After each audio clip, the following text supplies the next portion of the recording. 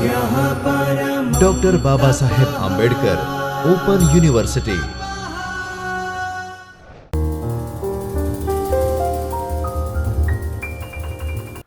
Doctor Baba Saheb Ambedkar open યુનિવર્સિટીમાં આપ સૌ વિદ્યાર્થી મિત્રોનું હું હૃદયપૂર્વક સ્વાગત કરું છું અને આજે આપણો ટૉપિક જે છે એ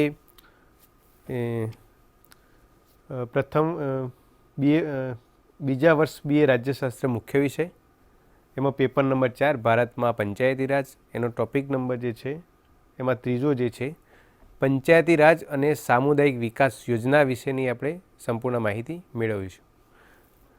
એના પછી આપણે એના જે ઉદ્દેશો શું છે પંચાયતી રાજ અને સામુદાયિક વિકાસ યોજના વિશેના ઉદ્દેશો, તો એમાં પંચાયતી રાજ વિશેનો અર્થ સમજવો, પંચાયતી રાજ એટલે શું, પછી ત્રિસ્તરીય માળખા વિશે સમજવું। એ ત્રિસ્તરીય માળખું એટલે ગ્રામ પંચાયત, તાલુકા પંચાયત, જિલ્લા પંચાયત, આ જે સ્તર છે એના વિશે આપણે સમજીશું। પછી ગામડા વિશેનો ખ્યાલ એટલે સંક્ષિપ્તમાં ગામડું શું છે, એટલે કેટલી વસ્તીના આધારે જે ગામડું હોય છે એ પણ આપણને સમજીશું। સમુદાય વિશેનો ખ્યાલ સમજ્યો, સમુદાય એટલે ચોક્કસ એક વિસ્તાર હોય એના અનુસંધાનમાં સમુદાય શું છે એ આપણે સમજીશું। પછી સામુદાયિક વિકાસ યોજના વિશે સમજીશું, સામુદાયિક વિકાસ યોજના શું છે, ક્યારે અસ્તિત્વમાં આવી, પછી એના સિદ્ધિઓ શું છે, એની યથાર્થતા શું છે, એ બધું આપણે જોઈશું।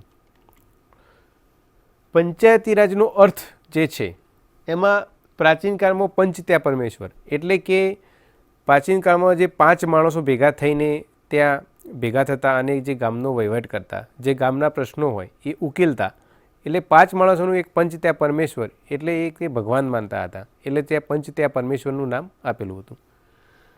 ત્રિસ્તરીય માળખું જે ગ્રામ પંચાયત, તાલુકા પંચાયત અને જિલ્લા પંચાયત આ પંચાયતી રાજની અંદર આવી જાય છે, એટલે આ 3 સ્તરનું માળખું છે। દાખલા તરીકે આપણે જોઈએ તે ગુજરાતની અંદર ત્રિસ્તરીય માળખું છે, તો ગ્રામ પંચાયત, પછી તાલુકા પંચાયત અને પછી જિલ્લા પંચાયત, એ રીતે 3 માળખા જોવા મળતા હોય। કેટલાક પણ રાજ્યોમાં એવું છે કે કેટલીક વખત દ્વિસ્તરીય માળખું પણ જોવા મળે છે। પછી એક વ્યાખ્યા છે કે એસકેડેના મત મુજબ પંચાયતી રાજ વિશે શું છે, તો પંચાયતી રાજ એ પ્રજાની ઉન્નતિ માટેનો રસ્તો છે, એટલે પ્રજાની એક ઉન્નતિ માટેનો પંચાયતી રાજનું માળખું છે। લોકો જાગૃત, સ્વાવલંબી અને સંગઠિત બને, સરકાર પાસે જે અધિકારો છે તે પોતે બજાવે, એટલે સરકાર પાસે જે અધિકારો હોય એ સરકાર ઉપરથી જ એક નીચે તક જે અધિકારો આપતી હોય એ અધિકારોમાંની અંદર સ્વાવલંબીપણું, જાગૃતતા અને સંગઠિત બનવાનું, આ બધી જ બાબતો એમાં સમાવી જાય છે, એટલે કે પોતાના અધિકારો એ પોતે બજાવતા થઈ જાય છે। પછી રાધા કમલ એવું કહે છે કે ગ્રામ પંચાયતોને પ્રજાતંત્રની દેવતાની એક સંજ્ઞા આપી છે, એટલે કે પંચાયતી રાજને પ્રજાતંત્રી રાજ્યમાં જનતાના કલ્યાણ માટેના કાર્યમાં સહભાગી બનવાની એક પદ્ધતિ કહી શકાય છે, એટલે સહભાગી બનવાની એક પદ્ધતિ કહી શકાય છે આના આધારે।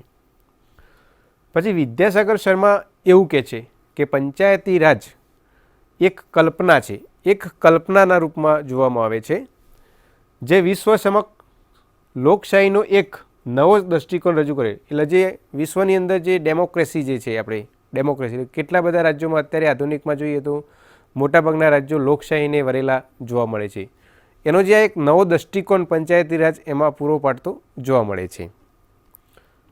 નેક્સ્ટ જોઈએ તો પંચાયતી રાજના હેતુઓ શું છે, તો ગ્રામીણ પ્રજાના વિકાસ માટે, એટલે ગ્રામીણ જે પ્રજા છેવાડાના ગાંધીજીની જે મનોકામના જે છે એ છે છેવાડાના માણસ સુધી પણ સરકારનો એને ખ્યાલ હોવો જોઈએ, સરકારની યોજનાઓનો ખ્યાલ હોવો જોઈએ અને સરકારના મળતા લાભો પણ એને મળવા જોઈએ, એટલે ગ્રામીણ પ્રજાના વિકાસ માટે પણ આ યોગ્ય છે। લોકો જાગૃત, સ્વાવલંબી અને અધિકારો ભોગવતા થાય, એટલે એના આધારે પંચાયતી રાજના માળખાના આધારે લોકો જે વિકેન્દ્રીકરણની સત્તાને વેચવામાં આવી છે, ગ્રામ પંચાયત, તાલુકા પંચાયત અને જિલ્લા પંચાયત, એના આધારે એ સત્તાઓને ભોગવતા થાય, એમના અધિકારો શું છે એ જાણતા થાય અને પોતાની એક સ્વાવલંબી અને સતત એક જાગૃતિ એક વિકસે એ માટેનું આ યોગ્ય છે। પછી સામુદાયિક વિકાસ યોજના પોતાના હાથમાં છે, એટલે આ જે પંચાયતી રાજ છે એની અંદર સામુદાયિક વિકાસ યોજના જે છે એ 1940 આજુબાજુ શરૂઆત થયેલી અને આઝાદી પછી પણ શરૂઆત થયેલી હતી, એ પણ એક પોતે સ્વાવલંબીપણું એમાં દર્શાવેલું જોવા મળે છે। આયોજન પંચ પહેલાં સમગ્ર વહીવટ કેન્દ્રથી ગામ તરફ હતું. હવે આયોજન ગામડાથી કેન્દ્ર તરફ. એટલે આયોજન પંચની જે રચના કરીએ, હાલ આપણે નીતિ આયોગ તરીકે ઓળખીએ છીએ, પણ આયોજન પંચ જ્યારે હતું 1950 આજુબાજુના સમયગાળામાં, ત્યારે સમગ્ર વહીવટ કેન્દ્ર તરફ હતો અને એ કેન્દ્ર તરફથી જે સત્તાઓની વહેંચણી કરવામાં આવી છે ગામ સુધી હતી. પરંતુ હવેના જે આધુનિક સમયમાં એવું છે કે યોજનાઓને ધ્યાનમાં રાખીને ગામ તરફથી જે કેન્દ્ર તરફ ધ્યાન આપવામાં આવે છે. પછી ગ્રામ સ્તરે આયોજનમાં ભાગ લેતા થાય નેતાઓ ઊભા થાય. પછી આ જે પંચાયતી રાજ જે વિકસ્યું, સમુદાય વિકાસ પણ જે વિકસ્યો, એના આધારે ગામના લોકો જે છે એ પણ જે ગામડા સ્તરે જે નેતાઓની જે નેતાગીરી, જે નેતૃત્વ, એમની ક્ષમતા શું છે, જે વિશિષ્ટતા શું છે, એ પણ ધીમે ધીમે બહાર આવવા લાગી અને એના આધારે એ વિકાસ પામતી ગઈ. સમુદાયની વિશેષતાઓ આપણે જોઈએ સામાન્ય રૂપે તો નિશ્ચિત એક ભૂભાગ હોય કે કોઈ પણ વિસ્તાર હોય, દાખલા તરીકે ઉત્તર ગુજરાતમાં બનાસકાંઠા વિસ્તાર છે તો એક નિશ્ચિત ભૂભાગ થયો તો એક સમુદાય તરીકે ઓળખવામાં આવતો, એટલે નિશ્ચિત એક ભૂભાગ તરીકે પણ આપણે ઓળખી શકીએ છીએ. પછી વ્યક્તિઓનો સમૂહ, એની અંદર જે સમૂહ જે હોય, જે કોઈ પણ વ્યક્તિઓ બધા એક કરતાં વધારે વ્યક્તિઓ ભેગા થાય એ સમૂહ બને છે. એક તો વ્યક્તિઓનો સમૂહ પણ સમુદાય તરીકે ઓળખવામાં આવતો હોય છે. પછી સામુદાયિક ભાવના, એમાં જે લોકશાહીની અંદર જે લોકો ભાગ લેતા થાય અને એની અંદર જે સામુદાયિક ભાવના એટલે એક જૂથ જે ભેગું થાય અને એની અંદર જે એકબીજાની જે ભાવનાઓ જે છે, જે લાગણીઓ, એ પણ લાગણીઓ સામુદાયિક ભાવનામાં યોગ્ય રીતે વર્તાતી જણાતી હોય છે. પછી સર્વમાન્ય નિયમ એટલે બધાના નિયમ, જે એક કરતાં વધારે ભેગા થઈને કેવી રીતે સમુદાય ચલાવવો, એ સર્વમાન્ય નિયમ એટલે બધાને માન્ય હોય એવા નિયમો બનાવી અને સમુદાયની એક વિશિષ્ટતા જોવામાં આવતી હોય છે. પછી સ્વતઃ ઉત્પત્તિ એટલે સમુદાયની જે એક ઉત્પત્તિ થઈ હોય, એ ઉત્પત્તિ કેવી રીતે થઈ, શું થયું, એ બધી જ બાબતોને ધ્યાનમાં એ સમુદાય રાખતો હોય છે અને એના આધારે લોકોનો વિકાસ કેવી રીતે કરવો એ ઉત્પત્તિના આધારે યોગ્ય ગણવામાં આવતું હોય છે. પણ વિશિષ્ટ નામ, કેટલાક સમુદાયના નામ આપવામાં આવતા હોય છે, વિશિષ્ટતા જે સમુદાયની હોય છે એટલે વિશિષ્ટ નામ પણ એક સમુદાયનું આપવામાં આવતું હોય છે કે જે વિશિષ્ટતા તરીકે ઓળખાય છે. પણ સ્થાયિત્વ એટલે સમુદાય જે એક ચોક્કસ નિશ્ચિત ભૂભાગ એટલે જે પ્રદેશમાં રહેતો હોય છે, એટલે એનું જે ઉત્પત્તિ થઈ હોય એનું સ્થાયિત્વ એટલે ત્યાં એક જ જગ્યા ઉપર રહીને એ લોકોને રોજગારી મળી રહે, એમનો વિકાસ થાય, એ માટે પણ સ્થાયિત્વ પણ વ્યવસ્થિત જળવાયેલું હોવું જોઈએ.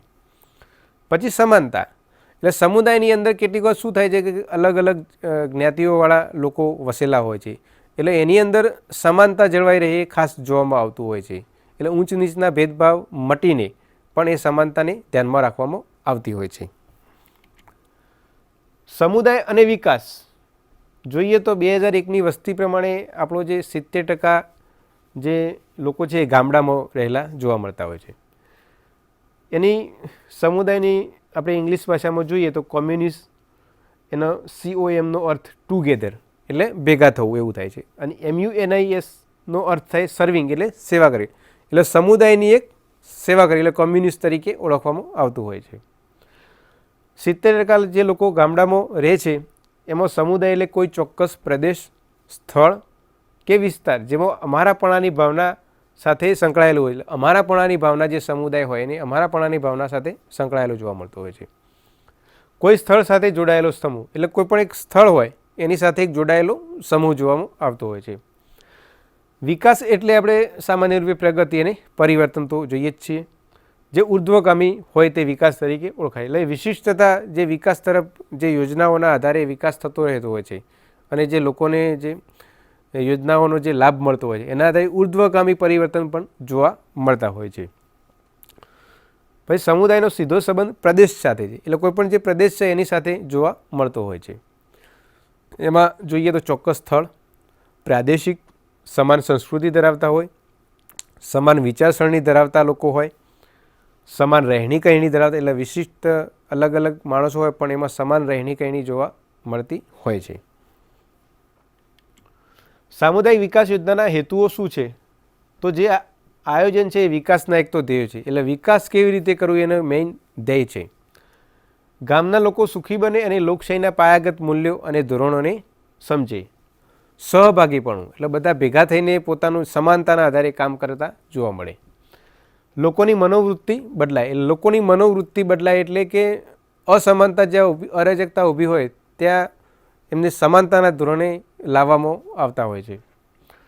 ગ્રામજનોમાં આત્મવિશ્વાસ વધે, વિકાસ પ્રત્યે જાગે એટલે લોકોમાં આત્મવિશ્વાસ જાગે કે આપણે વિકાસ કરવો છે તો કંઈક કરવું પડશે, એ માટે એમને જાગૃતિ લાવવામાં આવે છે. લોકોને આત્મનિર્ભર સ્વાવલંબી બનવાનું એટલે લોકોને આત્મનિર્ભર એટલે પોતાની જાતે મહેનત કરીને રોટલો રળવાનું કામ છે. પછી પોતાના સ્વાવલંબી એટલે પોતે પોતાની જાત મહેનત કરીને જે ધંધો કરતા હોય છે, જે રોજીરોટી મેળવતા હોય છે, સ્વાવલંબી પોતે બનવાનું, એ પણ આ યોજનામાં મહત્ત્વનો ભાગ ભજવે છે. પછી લોકો આધુનિક બને, દાખલા તરીકે ખેતીમાં એટલે જે જૂની પદ્ધતિ ખેતીની હતી, આપણે બળદગાડું ચલાવતા, તો અત્યારે ટ્રેક્ટરથી આપણે ખેતી કરીએ છીએ. તો એ રીતે નવા નવા આધુનિક સાધનો વિકસાવીને ખેતી ટેકનોલોજીના આધારે ખેતીનું ઉત્પાદન વધે, એ માટે પણ આધુનિક બનવું જરૂરી છે. સહકારી પ્રવૃત્તિ દાખલા તરીકે સહકારી પ્રવૃત્તિમાં ડેરી ઉદ્યોગ જે બહુ વિકસેલો, દરેક ગામડાથી ડેરી હોય છે, દૂધ ઉત્પાદન થતું હોય છે, એને લોકોને પૈસા મળતા હોય છે. એ રીતે પોતે સ્વાવલંબી જે પશુપાલનનો ધંધો કરતા હોય, ઉછેર, એ પણ એક યોગ્ય માનવામાં આવે છે. રાષ્ટ્રના ભાવિ વિકાસ માટે સારા નાગરિકો એટલે આ યોજનાનો એક બીજો પણ એક એવો હેતુ છે કે રાષ્ટ્ર નિર્માણ માટે એક સારા નાગરિકો પણ ઊભા થાય. ગામના લોકોને સાક્ષર બનાવવા એટલે જે ગામની અંદર જે નિરક્ષર લોકો જે છે એમનું સાક્ષરતા અભિયાન જે ચાલતું હોય છે યોજના, એ સાક્ષર અભિયાન દ્વારા પણ સાક્ષર બનાવવા જોઈએ. પછી એમને વિવિધ યોજનાઓ છે, ગામનો વિકાસ કેવી રીતે થાય, પછી આ યોજનાનો લાભ કેવી રીતે થાય, તો આ પણ એક હેતુ તરીકે પણ એમાં લાવવામાં આવે છે. પછી સામુદાયિક વિકાસ યોજનાના મુખ્ય લક્ષણો શું છે? તો આ કાર્યક્રમ 1952નો હતો, જે 1958માં શહેર સાથે જોડવામાં આવેલો હતો. એની અંદર કેટલીક લાક્ષણિકતાઓ જે છે એમાં આત્મનિર્ભરતા જાતે ઊભી થાય એટલે આત્મનિર્ભરતા પોતાની જાતે ઊભી થાય. લોકશાહી પ્રકારનું સહભાગીપણું એટલે મોટાભાગના દેશોમાં લોકશાહી છે એટલે આ યોજના લોકશાહી સાથે સાંકળવામાં આવી છે પંચાયતી રાજને, અને એ પણ એમાં સહભાગીપણું પણ જોવામાં આવતું હોય છે. પછી એકરૂપ બનવા સરકારી મદદ એટલે એકરૂપ બનવા માટે એટલે જે સમુદાય વિકસેલો હોય એની અંદર એકરૂપ થવા માટે પણ સરકારી કેટલીક મદદ જોતી, એ લોકોના પ્રશ્નો શું છે, એ લોકોની આંતરિક સૂઝ શું છે, એ બધી બાબતોને ધ્યાનમાં રાખીને કેટલીક સરકારી મદદ પણ આપવામાં આવતી હોય છે કે જે સરકાર અત્યારે આપી રહી હોય છે, જે પંચાયતી રાજના માળખા પ્રમાણે. પછી સામાજિક પરિવર્તન માટે એકત્રિત થાય, જવાબદારીની સભાનતા થાય એટલે જે લોકો પરિવર્તન માટે એકત્રિત થાય એટલે એમાં કેટલાક જે વિશિષ્ટતા ધરાવતા માણસો હોય એ એમને જવાબદારીનું ભાન શું છે એ એક તો જવાબદારી શીખતા થાય, અને એના આધારે જે જવાબદારી જે છે એક તો એક નેતૃત્વનું એક સભાનતા પૂરી પાડે છે. આ યોજનામાં દરેક કુટુંબો ભાગ લે અને સ્વેચ્છાએ કામ કરે એટલે આ યોજનામાં પાછું એવું છે કે દરેક કુટુંબ એટલે ગામનું દરેક કુટુંબ જે હોય એ પણ સહભાગી બની શકે એમાં અને સ્વેચ્છાએ કામ કરે. પછી વિજ્ઞાન અને ટેકનોલોજીમાં શ્રદ્ધા રાખવી. પહેલાં જે કુરિવાજો રૂઢિઓ હતી એને ડામીને અત્યારે વિજ્ઞાન અને ટેકનોલોજીના આધુનિક જમાનામાં એક શ્રદ્ધા રાખવામાં આવે. એમાં શિક્ષણના આધારે, શિક્ષણ આપણને જો બાળકને આપીએ તો શિક્ષણના આધારે એને મનોવલણ વિકસે. એ જ રીતે આપણે ગામમાં જોઈએ તો પાણીના પ્રશ્નો શું છે, રસ્તાઓ શું છે, રસ્તા પાણીની જો સ્વસ્થ રાખવામાં આવે તો જીવજંતુ ન પડે અને વ્યવસ્થિત રીતે આરોગ્યમય બને. સાધનો પણ વિકસે. જો ગામની અંદર લાઇટ હોય, રાત્રે શેરી રસ્તાઓ પર લાઇટનું અજવાળું જે કરવામાં આવતું હોય છે, અંધારું ન હોય તો લોકોને સવલતા રહે.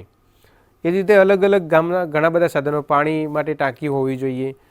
પછી લોકોને ઘણા બધા એવા સાધનો જે છે કે જે ઉપયોગી થાય છે. આ યોજનામાં વ્યક્તિએ પોતે વિકાસ કરવાનો છે. એમાં ભૌગોલિક બાબતમાં પણ એને પોતાની સ્ટ્રક્ચર શું છે, સમુદાય જે વિકસ્યો હોય તેની આગળ એ ભૌગોલિક બાબતને ધ્યાનમાં રાખીને કેવી રીતે વિકાસ કરે છે. પછી જમીનના અનુસંધાનમાં એટલે જમીનની નવી નવી ટેકનોલોજીને આધારે પણ એને વિકાસ કરવાનો છે. પછી ભૌતિક સાધનો જે છે ગામની અંદર એનો પણ એને વિકાસ પોતે કરવાનો છે. પછી ખેતી વિશે અને આરોગ્ય વિશે અને પોષક આહાર વિશે, એટલે પોષણયુક્ત આહાર કેવો મળતો હોય છે એ બધી બાબતોને ધ્યાનમાં રાખીને આ યોજનાનો વિકાસ બહુ મહત્ત્વનો છે. સમુદાયના મોટાભાગના આપણે મેઇન 2 પ્રકારો છે. એમાં ગ્રામીણ સમુદાય અને શહેરી સમુદાય. આ 2 જે સમુદાય જે છે એ શહેર અને ગામ આ બંનેને જોડવામાં આવેલા છે અને આ બંનેની વિશેષતાઓ આપણે હવે પછી જોઈશું. એમાં ગ્રામીણ સમુદાયની વિશેષતામાં ધ્યાન આપીએ તો એક તો શું છે, કૃષિ વ્યવસાય. એટલે મોટાભાગનો આપણો ગામડાનો જે વિસ્તાર જે છે એ કૃષિ સાથે સંકળાયેલો, એટલે ખેતી પશુપાલન સાથે જોડાયેલો, એટલે કૃષિ ઉદ્યોગ સાથે વધારે મહત્ત્વ આપવામાં આવેલું છે. પછી પ્રાકૃતિક નજીકતા, એટલે ગામડું હંમેશા પ્રાકૃતિક ભૌગોલિક નજીકતા જોવા મળે છે. જંગલ હોય, નદી, તળાવ, પછી ડુંગર હોય, એ બધી એક નેચરલ વાતાવરણ એક જોવા મળતું હોય છે આપણને. એટલે એક પ્રાકૃતિક વાતાવરણ એક આખું ઊભું થયેલું જોવા મળે છે. જાતિવાદ અને ધર્મનું વધારે મહત્ત્વ. ગામડામાં મોટાભાગે જાતિવાદ અને ધર્મનું વધારે મહત્ત્વ માનવામાં આવે છે. કેમ કે અલગ અલગ જ્ઞાતિના અને અલગ અલગ ધર્મના જે લોકો રહેતા હોય એટલે કેટલામાં જે પોતાના ધર્મની સભાનતા વધારે હોય છે, એટલે એમાં ધર્મનું વિવિધતા જોવા મળતી હોય છે. પછી સરળ અને સાદું જીવન, એટલે મોટાભાગના લોકો એકદમ સાદું જીવન જીવતા હોય છે ગામની અંદર, કે એ કોઈક નવા ખોરાક નહીં, એકદમ સાદા પહેરવેશમાં રહેવું. પછી ખેતીનું પશુપાલન હોય એટલે હંમેશા સાદું જીવન એમને વધારે અનુકૂળતા ધરાવે છે. પછી સંયુક્ત પરિવાર, સામાજિક જીવનમાં સમીક્ષતા, એટલે મોટાભાગના કુટુંબો જે ગામડાની અંદર રહેતા હોય એ મોટાભાગે સંયુક્ત જોવા મળતા હોય. એટલે કેટલાક 2, 3, 4 ભાઈ હોય તો મોટાભાગે સંયુક્ત રહેતા હોય છે. એટલે મોટું કુટુંબ હોય તો એ ભેગું જ રહેતું હોય છે. એમાં એક જ જે વડો હોય એ વહીવટ કરતો હોય છે અને એ બધાને એમને ધ્યાન દોરી રાખતો હોય છે. એટલે સંયુક્ત કુટુંબમાં એ લોકો પણ સુખી રહી શકતા હોય છે. પછી એક બંધ સામાજિક સમીપતા, એટલે બહુ નજીકતાપણું પણ જોવા મળે છે એમાં. સામુદાયિક ભાવના, એટલે સમૂહની જે એક ભાવના છે એ પણ એક વિશિષ્ટ પ્રકારની ગ્રામીણ સમુદાયમાં જોવા મળતી હોય છે. પછી સ્ત્રીઓની નિમ્ન સ્થિતિ, કેમ કે કેટલીક વખત ગામડામાં સ્ત્રી અને પુરુષની જે ઊંચ નીચીના જે ભેદભાવ, પુરુષને સર્વોચ્ચ માનવા, સ્ત્રીને નિમ્ન માનવામાં આવતી હોય છે. એટલે પુરુષ ઘણી વખતે બહાર જઈ શકતો હોય છે, સ્ત્રી એને ઘરની અંદર રહેવું પડતું હોય છે. એટલે કેટલીક વખત સ્ત્રીને નિમ્ન કક્ષાનો દરજ્જો આપવામાં જોવા મળતો હોય છે એ ગામડાની અંદર.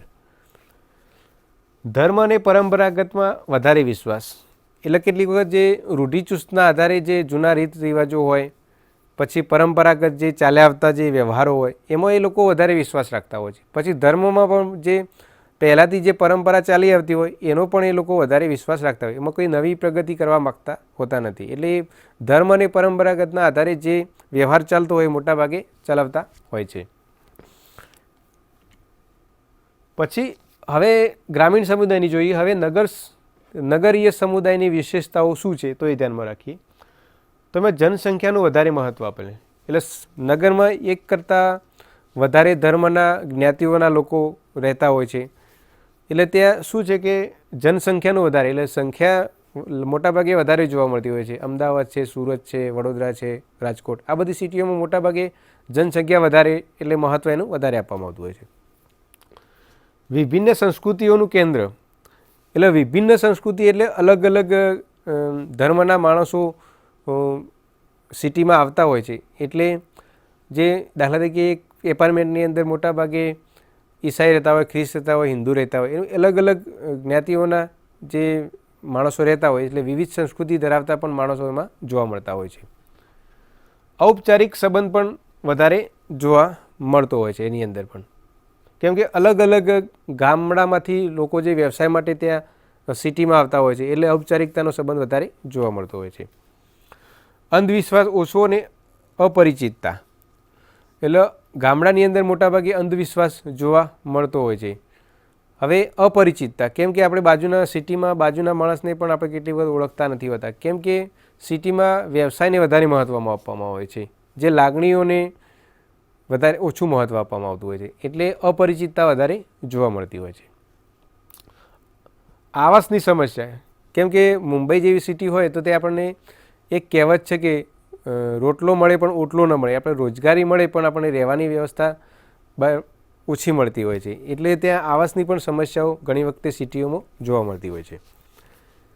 પછી વર્ગ વિભેદ, એટલે વર્ગ વિભેદ પણ જો ગરીબ અને તવંગરના પણ જે આપણે જે પ્રાચીન કાળથી જોતા આવીએ છીએ, કાર્લ માર્ક્સનો જે નિયમ છે વર્ગ વિશ્લેષણનો, એમાં વર્ગ વિભેદ પણ સમાનતા અને અસમાનતા જોવા મળતી હોય. એટલે ગરીબ માણસ ગરીબ બનતો જાય અને તવંગર તવંગર બનતો જાય છે. એટલે આ જે બંનેની ખાઈ છે એ આપણે દરેક બાબતોમાં જોવા મળતી હોય છે. પછી શ્રમનું વિભાજન, પછી શ્રમ વિભાજન પણ જોવા મળે. કેટલીક વખતે એ કન્સ્ટ્રક્શનનું કામ કરતા હોય એની અંદર માણસો જે હોય છે, પછી એમના ઉપરીનો જે માણસ હોય, એટલે શ્રમ વિભાજનનું મહત્ત્વ પણ સિટીઓમાં જોવા મળતું હોય છે. પછી ધાર્મિક લગાવની કમી, એટલે જુદા જુદા ધર્મના લોકો સિટીઓમાં રહેતા હોય એટલા માટે ધાર્મિક લગાવનો એક તો અભાવ જોવા મળતો હોય છે. પછી રાજનૈતિક વધારે લગાવ હોય છે, કેમ કે સિટીની અંદર મોટાભાગને જે લોકો જે છે એ કોઈના કોઈ રાજકીય પક્ષ સાથે જોડાયેલા હોય છે. એટલે કોઈ ભાજપ હોય, કોંગ્રેસ હોય, બહુજન સમાજ પાર્ટી હોય, ગુજરાત પરિવર્તન પાર્ટી હોય, એમ અલગ અલગ પક્ષ સાથે કોઈના કોઈ લોકો જોડાયેલા હોય છે. એટલે રાજનૈતિકતા એટલે રાજકીય પણ વધારે જોવા મળતું હોય છે સિટીની અંદર. હવે નેક્સ્ટ, હવે સામુદાયિક વિકાસ યોજના શરૂ થયા પછીનો જે તબક્કો છે, આ જે તબક્કો છે એની અંદર શરૂઆતનો તબક્કો જે 1921થી 1930 સુધી ચાલે, જે જુદા જુદા કાર્યક્રમો શરૂ કરવામાં આવ્યા, જુદા જુદા કાર્યક્રમો શરૂ કરવામાં એની અંદર આપણે કેટલાક વ્યાખ્યાન થઈ ગયા. એની અંદર જે શું એમને કીધેલું છે તો જોઈએ તો શ્રી નિકેતન એવું કહેવામાં આવે છે કે રવિન્દ્રનાથ ટાગોર આપણા જે છે અને ઐલ્મ હસ્ટોએ દ્વારા આ કાર્યક્રમ શ્રી નિકેતનનો શરૂ કરેલો હતો. ગામડા પુનઃજીવિત થાય, ગામડાનો વિકાસ થાય, ગામના લોકોની શારીરિક અને બૌદ્ધિક ક્ષમતાનો વિકાસ થાય. પછી વ્યક્તિત્વ વિકાસ, એટલે વ્યક્તિત્વનો એટલે વ્યક્તિ પોતાની વિકાસ કેવી રીતે કરી શકે એ માટેનો પણ આ કાર્યક્રમો જોડાયેલા છે. આ સંસ્થાની મર્યાદા બંગાળની આસપાસના ગામડાઓ પૂરતી, એટલે રવિન્દ્રનાથ ટાગોર જે છે બંગાળના હતા, એટલે એ બંગાળના આજુબાજુના જે ગામડાઓ જે છે એ ગામડાઓમાં આ બધી બાબતો લાગુ પડે એટલા માટે એમને એ કાર્યક્રમ શ્રી નિકેતન શરૂ કરેલો હતો.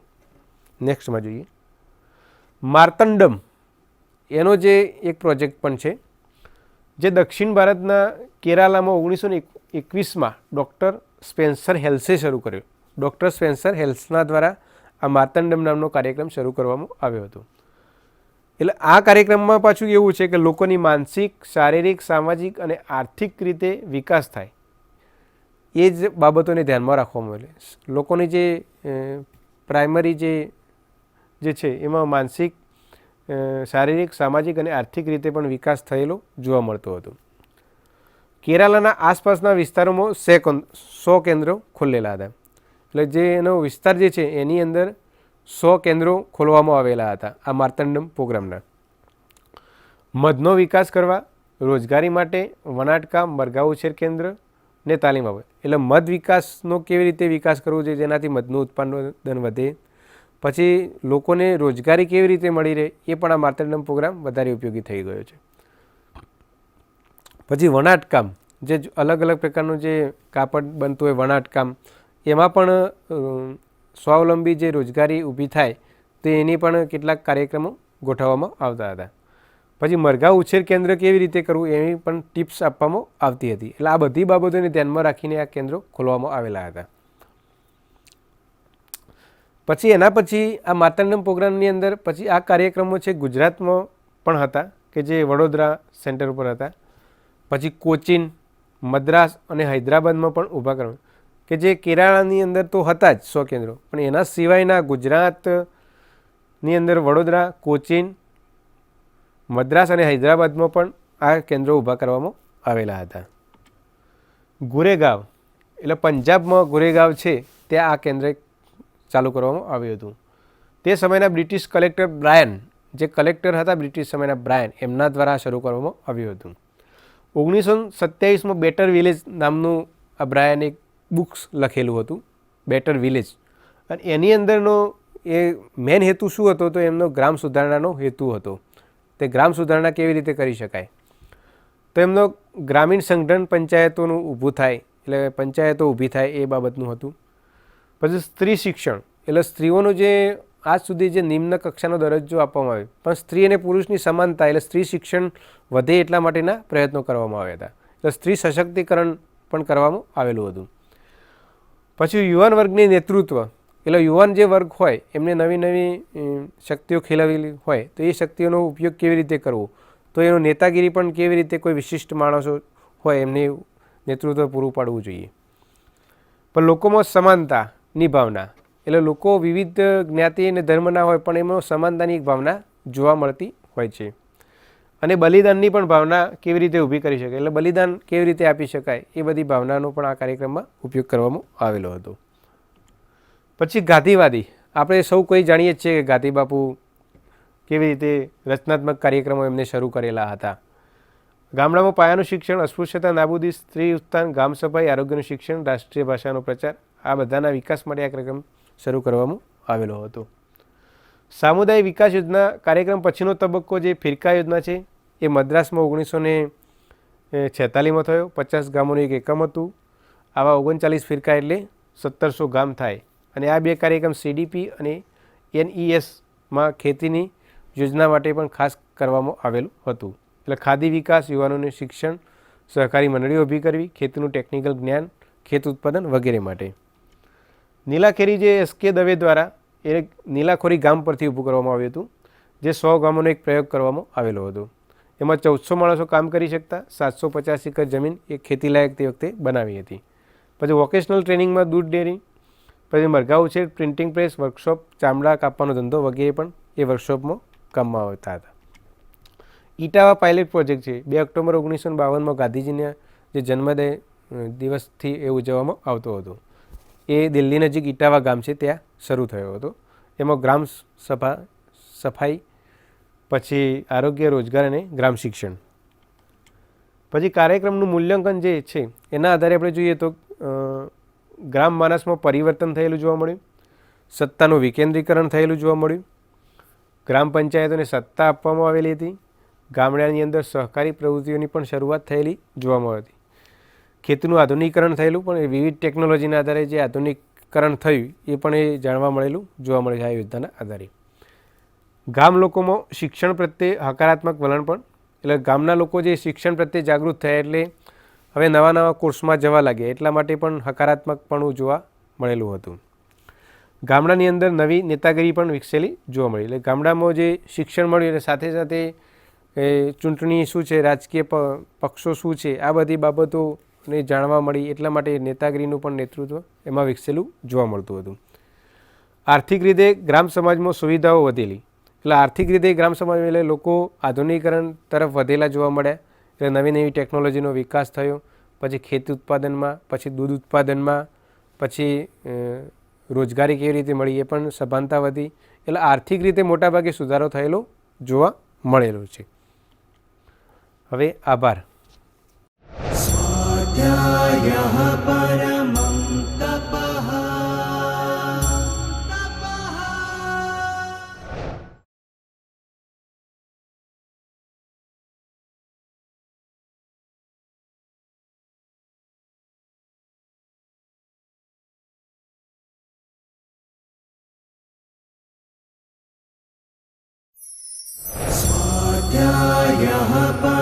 Doctor Baba Saheb Ambedkar open university.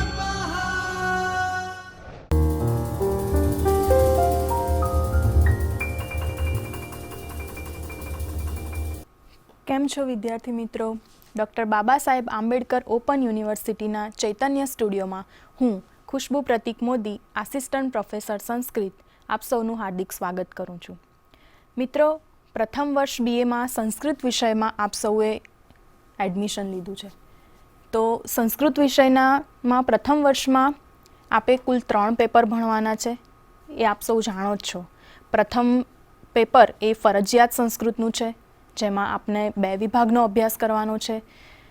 મુખ્ય અને ગૌણ વિષય સંસ્કૃતમાં આપે કુલ 2 પેપરનો અભ્યાસ કરવાનો છે, જેમાં પ્રથમ પેપરમાં સંસ્કૃત નાટ્યકારોનો પરિચય છે તથા દ્વિતીય પેપરમાં સંસ્કૃત નાટ્ય, સ્તોત્ર અને મુક્તક કાવ્યોનો આપે અભ્યાસ કરવાનો છે. તો મિત્રો, આજે આપણે પેપર 2ના વિભાગ 4નો એટલે કે ભર્તૃહરિ રચિત શતક ત્રયનો અભ્યાસ કરીશું, જેમાં આજે આપણે તેના યુનિટ 2 એટલે કે શૃંગાર શતકના નિયત શ્લોકો અને પ્રશ્નો જોઈશું. મિત્રો, ગત લેક્ચરમાં આપણે શૃંગાર શતકના કેટલાક શ્લોકો જોયા હતા, તો હવે બાકીના જે શ્લોકો છે એનો આજે આપણે અભ્યાસ કરીશું. મિત્રો, શૃંગાર શતક કે જેમાં શૃંગાર તથા કામની વાત કરવામાં આવી છે. શૃંગાર જીવનમાં ઉપયોગી છે, પણ તેનો અતિરેક ન થાય તે જોવું એ પણ મનુષ્યની એક ફરજ છે. તો ભર્તૃહરિએ સૌપ્રથમ શૃંગાર શતકના શ્લોકોની રચના કરીને અને મનુષ્ય જીવનમાં કામદેવ શું શું અસર કરે છે તો તેનો આપણને પરિચય આપ્યો છે. આજે આપણે કેટલાક તેના શ્લોકો જોઈએ.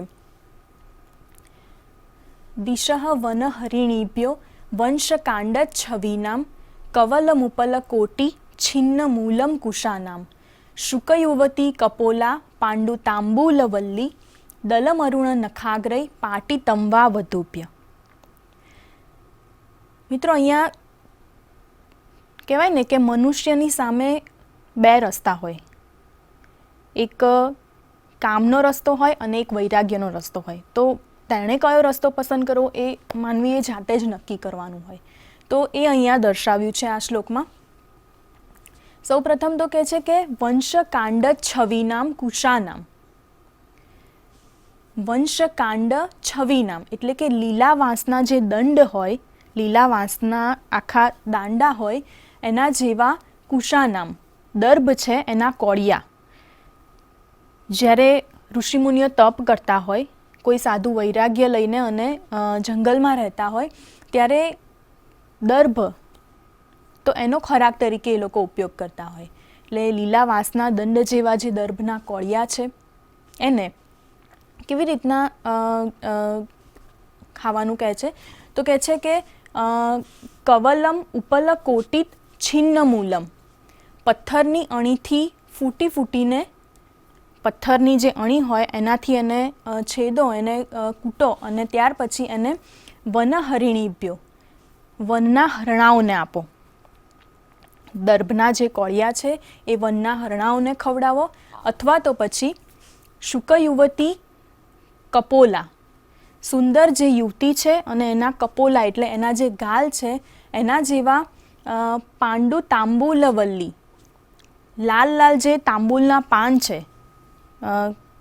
યુવતીની સુંદરતાનું વર્ણન અહીંયા કર્યું છે કે યુવતીની સુંદરતા એના જે ગાલ હોય એ જેમ લાલ હોય એવા જ લાલ તાંબુલના જે પાન છે એને અરુણ નખાગ્રય, ગુલાબી જે નખ છે, અરુણ એટલે કે સૂર્ય જ્યારે ઉગતો હોય ત્યારે એ જેવો ગુલાબી લાગે એવો ગુલાબી નખાગ્રય, નખના જે આગળના ભાગ છે એનાથી પાટીતમ એટલે કે એનાથી ચીરીને અને વધુભ્ય દિશઃ એટલે કે એને પ્રિયાઓને આપો. પોતાની જે પ્રિયા છે, પોતાની જે પત્ની છે એને આપો. એટલે અહીંયા 2 સ્થિતિનું વર્ણન કરવામાં આવ્યું છે. મનુષ્ય જીવન માટે 2 સ્થિતિ આવકારદાયક છે. કાં તો તમે વૈરાગ્ય ભાવ રાખો અને વનમાં રહો અને હરણાઓને દર્ભના કોળિયા ખવડાવો, અથવા તો પછી સંસારમાં રહો, પ્રિયતમાઓને પોતાના હાથેથી પાન બનાવીને અને ખવડાવો. આપણે ફરીથી એનું એકવાર ભાષાંતર જોઈશું. તો અહીંયા કહે છે કે વંશકાંડ છવીનામ એટલે કે લીલા વાંસના જે દંડ છે એના જેવા કવલમ ઉપલ કોટી છિન્ન મૂલમ, જે દર્ભના કોળિયા છે એ પથ્થરની અણીથી કૂટીને અને કાં તો વનના હરણાઓને આપો, અથવા તો શુકયુવતી કપોલા, સુંદર યુવતીઓના જે ગાલ છે અને એના જેવા પાંડુ, લાલ એવા તાંબૂલવલ્લી દલ એટલે કે તાંબુલના જે પાન છે, નાગરવેલના જે પાન છે એને અરુણ નખાગ્રય પાટીતમ, ગુલાબી જે નખ છે એના આગળના ભાગથી ચીરીને અને વધુભ્ય દિશઃ એટલે કે પોતાની પ્રિયાઓને આપો.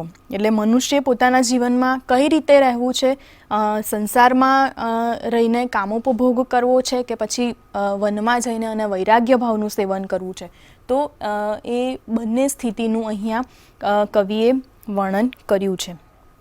ત્યારબાદ આગળનો શ્લોક જોઈએ તો માત્સર્ય મુત્સાર્ય વિચાર કાર્યમ આર્યા સમર્યાદમિદમ વદંતુ સેવ્યા નિતંબા કિમુ ભૂધરાણામ ઉતસ્મરસ્મેર વિલાસિનીનામ.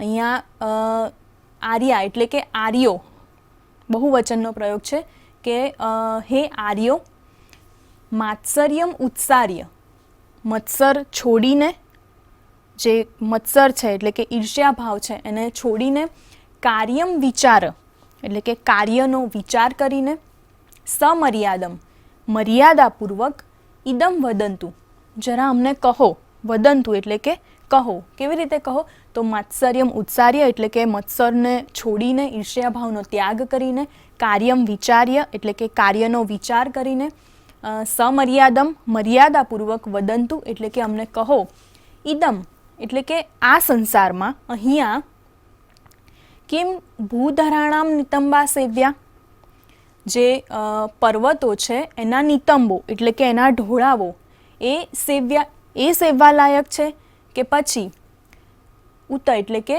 અથવા સ્મર વિલાસિની નામ, વિલાસિની નામ સ્મેર સ્મર એટલે કે જે વિલાસથી સ્મિત વેરતી જે સુંદરીઓ છે, વિલાસિની નામ સ્મેર વિલાસથી સ્મિત વેરતી સુંદરી છે એના નિતંબા સેવ્યા, એના નિતંબ સેવવા લાયક છે.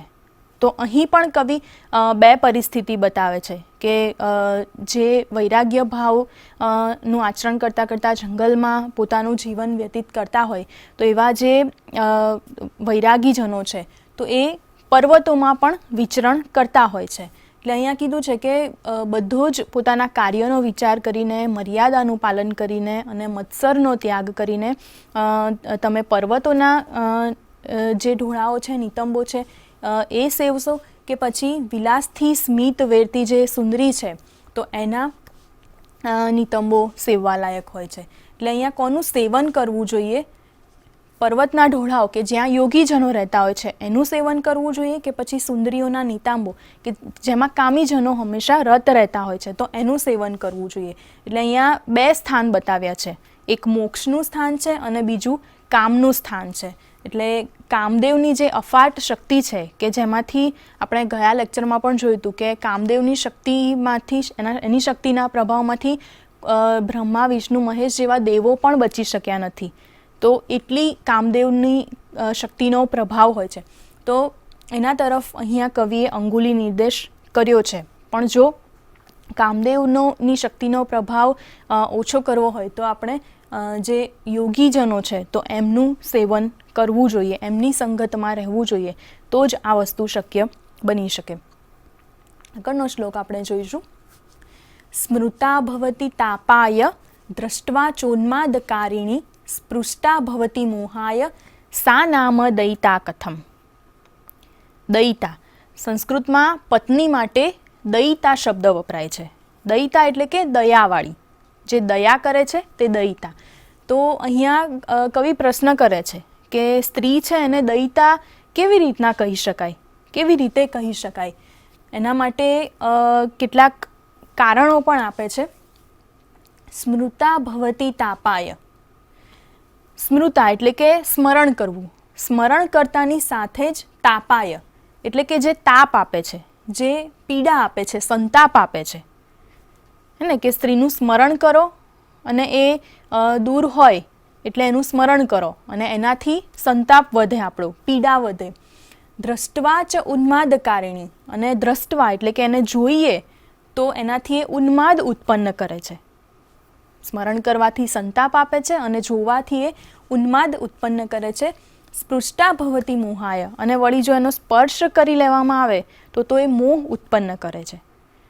તો આટલું બધું જો સ્ત્રી કરતી હોય તો એ સ્ત્રીને કે પ્રિયતમાને કથમ દયિતા સા, તેને દયિતા કઈ રીતના કહી શકાય?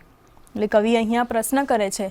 દયિતા દયાવાળી એને જ કહી શકાય કે જે આપણને કોઈ પ્રકારનું નુકસાન કે આપણામાં કોઈ પ્રકારના વિકાર ઉત્પન્ન ના કરતી હોય, પણ સ્ત્રીને તો સ્મરણ કરો તો એ સંતાપ આપે, જુઓ તો એ ઉન્માદ કરે અને સ્પર્શ કરો તો એ મોહ ઉત્પન્ન કરે. તો પ્રિયતમાને દયિતા કેવી રીતે કહી શકાય?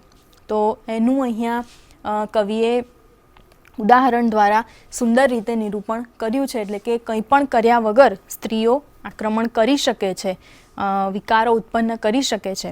તો એમ કહીને અહીંયા કામની, શૃંગારની અને સ્ત્રીની જે શક્તિ છે તો એની કવિએ અહીંયા વાત કરી છે. આગળનો શ્લોક જોઈશું. અપસર સખે દૂરાત અસ્માત કટાક્ષ વિશાનલાત પ્રકૃતિ વિષમાદ્યોશિત સર્પાદ વિલાસ કલાભૃત ઇતરફણિના દ્રષ્ટ શક્ય ચિકિત્સિતુમ ઔષધે ચતુરવનિતા ભોગીગ્રસ્તમ ત્યજંતી હિ મંત્રિણ. આ શ્લોકમાં કવિ એવું કહે છે કે સ્ત્રી અને સાપ એટલે કે નાગ, તો કે નાગ કે સાપ કરડશે તો એના માટે ઔષધિ મળી રહે છે, એનું ઝેર ઉતારવા માટે. પરંતુ સુંદરી રૂપી સાપ જો કરડે તો એનું ઝેર ઉતારનારા ક્યાંય મળી શકતા નથી. એમ કહીને અહીંયા સાપ કરતાં પણ સ્ત્રીઓની શક્તિ વધારે છે અને તેથી એનાથી દૂર રહેવું જોઈએ એવું કંઈક કહેવાનો પ્રયત્ન કવિ અહીંયા કરતા જોવા મળે છે. આપણે જોઈએ સખે એટલે કે હે મિત્ર. અહીંયા કહે છે કે કટાક્ષ વિષાનલાત, કટાક્ષરૂપી જે કાતિલ ઝેર છે એનાથી ભરેલા. ઝેર સાપ હોય તો એ ડંખ મારે ત્યારે ઝેર આપે, પણ કહેવાય ને કે સ્ત્રી પોતાના કટાક્ષોથી જ ઝેર વેરતી હોય. એટલે કટાક્ષરૂપી કાતિલ ઝેરથી ભરેલા. વિલાસ કલાભૃત એટલે કે વિલાસરૂપી જે ફેણવાળા સાપની ફેણ હોય એને અહીંયા સ્ત્રીના વિલાસ સાથે સરખાવ્યું છે. એટલે કે વિલાસરૂપી ફેણવાળા અને પ્રકૃતિ વિષમાદ્ય સ્વાભાવિક રીતે જ ભયાનક, પોતાના સ્વભાવથી જ ભયાનક એવી આજે યોષિત સર્પાત નારીરૂપી જે નાગ છે એનાથી અપસર એટલે કે તું દૂર રહે. એના મિત્રને કહે છે કે અહીંયા રૂપક અલંકારનો પ્રયોગ કરવામાં આવ્યો છે કે જે ઝેર હોય તો એને સ્ત્રીઓના કટાક્ષને ઝેર કહ્યું છે, જે નાગની ફેણ હોય તો સ્ત્રીઓના વિલાસને એ ફેણ કહ્યું છે, અને જે ભયાનક તો એ સ્વભાવથી જ સ્ત્રીઓને ભયાનક કહી છે. અને નારીરૂપી નાગ એટલે કે નારીને પણ અહીંયા નાગ કહ્યો છે. ઉપમા અલંકારમાં સરખામણી હોય પરંતુ રૂપક અલંકારમાં એને સરખામણી ન કરતા એ જ છે એવું સાબિત કરવાનો પ્રયત્ન કર્યો હોય. એટલે નારીને અહીંયા નાગ કહ્યું છે. એટલે એવા નારીરૂપી નાગથી દૂર રહેવાની કવિ અહીંયા વાત કરે છે. ફરીથી જોઈએ કે કટાક્ષ વિષાનલાત એટલે કટાક્ષરૂપી કાતિલ ઝેરથી ભરેલા.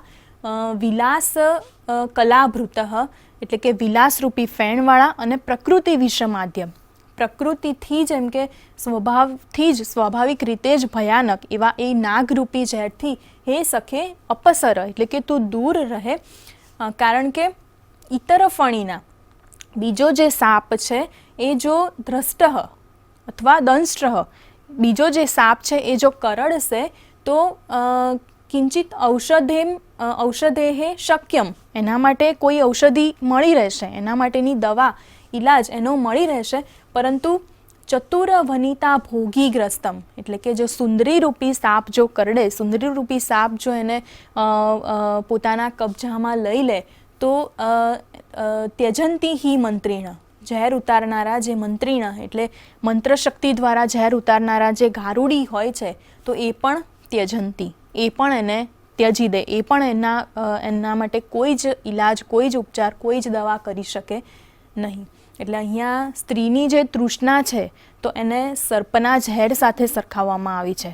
અને સ્ત્રીને નાગરૂપી કહીને અને સાપ એના કરતાં પણ સુંદરીની શક્તિ વધારે હોય છે, નાગ કરતાં પણ વધારે, તો એવું સાબિત કરવાનો કવિ અહીંયા પ્રયત્ન કરે છે. આગળનો શ્લોક આપણે જોઈએ. વિસ્તારિતમ મકર કેતન ધીવરેણ સ્ત્રી સંઘ્નિતમ વડિશમત્ર ભવાંબુરાશૌ યેના ચિરાત દધરામિશ લોલમર્ત્ય મત્સ્યાન વિકૃષ્ય વિપયત્યનુરાગ વાહો.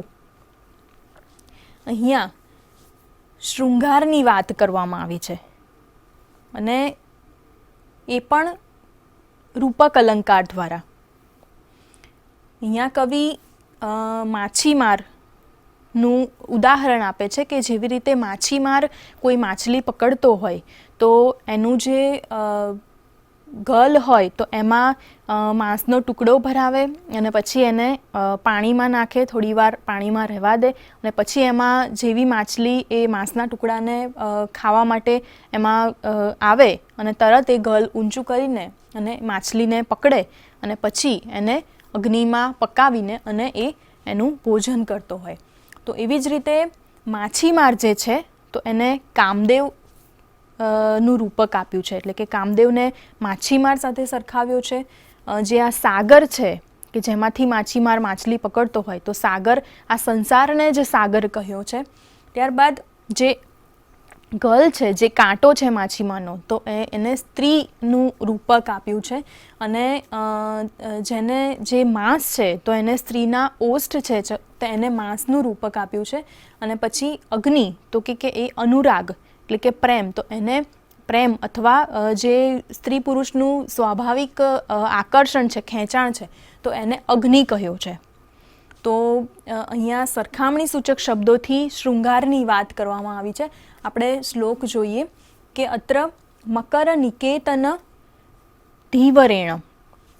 મકરકેતન કામદેવનું એક નામ છે, મકરકેતન. તો કામદેવ રૂપી જે માછીમાર છે, ધીવર એટલે કે માછીમાર, કામદેવ રૂપી માછીમારે ભવ અંબુરાશૌ, અંબુ એટલે જળ અને રાશિ જળનો જે સમૂહ છે એટલે કે સમુદ્ર, તો અંબુરાશૌ જે આ સાગર છે તો ભવ એટલે કે સંસાર રૂપી જે સાગર છે એમાં કામદેવ રૂપી માછીમારે સ્ત્રી સંજ્ઞિતમ વડિશમ, સ્ત્રી નામનો વડિશમ એટલે કે ગલ અથવા માછીમારનો જે કાંટો હોય જેના દ્વારા એ માછલી પકડતો હોય તો એ નાખ્યો છે.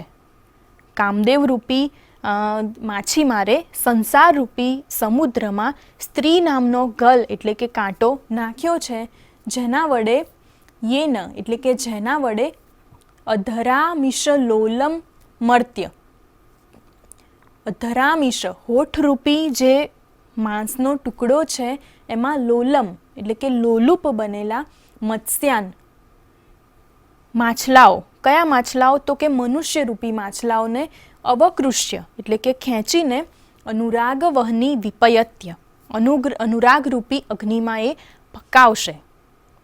અહીંયા ખૂબ સુંદર રૂપક દ્વારા શૃંગારની વાત કરવામાં આવી છે કે જેમ માછીમાર માંસનો ટુકડો ગલમાં ભરાવીને અને એને ખેંચે અને પછી એને અગ્નિમાં પકાવે, એવી જ રીતના કામદેવે સંસારરૂપી સાગરમાં સ્ત્રી નામનો કાંટો અને એ કાંટામાં શું ભરાવ્યું છે તો કે સ્ત્રીઓના હોઠરૂપી માંસ, તો ઓષ્ઠરૂપી માંસ દ્વારા લોલુપ બનેલા જે મનુષ્યો છે તો એ મનુષ્યરૂપી માછલાઓ છે તો એને ખેંચશે કામદેવ અને પછી અનુરાગરૂપી અગ્નિમાં પકાવશે. એટલે સ્ત્રી પુરુષનું જે સ્વાભાવિક આકર્ષણ હોય છે, ખેંચાણ હોય છે અને એના દ્વારા જે શૃંગાર ઉત્પન્ન થાય છે તો એની કવિએ અહીંયા વાત કરી છે.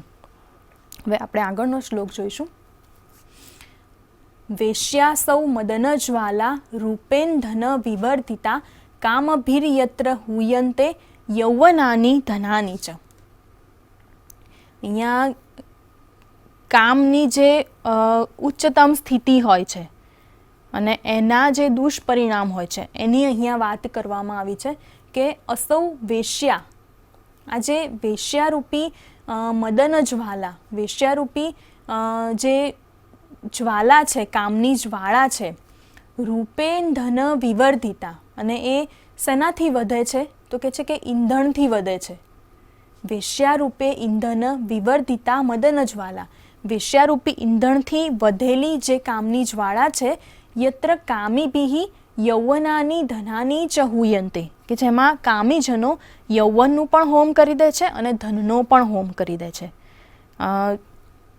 સંસારમાં અને સમાજમાં એવા ઘણા આ રીતે વેશ્યા વગેરે જેવા દુષ્પરિણામ હોય છે જેના દ્વારા લોકોનું ઘણું બધું એમાં હોમાઈ જતું હોય છે કે જે માણસો વેશ્યાઓના સંઘમાં જઈને અને પોતાનું જીવન એમાં વ્યતીત કરી નાખતા હોય તો એમનું પોતાનું જીવનનો તો એ હોમ કરે જ છે, પણ સાથે સાથે પોતાના ધનનો, પોતાની યુવાનીનો અને પોતાના કુટુંબનો પણ એમાં હોમ કરી દેતા હોય છે, વિનાશ એ લોકો નોતરતા હોય છે. તો એની અહીંયા વાત કરવામાં આવી છે કે એવું નથી કે સ્ત્રીને જ અહીંયા વેશ્યા કીધી છે. વેશ્યા એ સ્ત્રી અને પુરુષ બંને માટે અહીંયા વાપર્યો છે અને બંને સ્ત્રી અને પુરુષનો જે અમર્યાદ સંબંધ છે એને અહીંયા વેશ્યાનું નામ આપવામાં આવ્યું છે. એટલે કે મર્યાદા બહાર જે પણ સ્ત્રી કે પુરુષ રહેતા હોય તો એના માટે અહીંયા વેશ્યા શબ્દનો પ્રયોગ કરવામાં આવ્યો છે અને એ બંને માટે લાગુ પડે છે.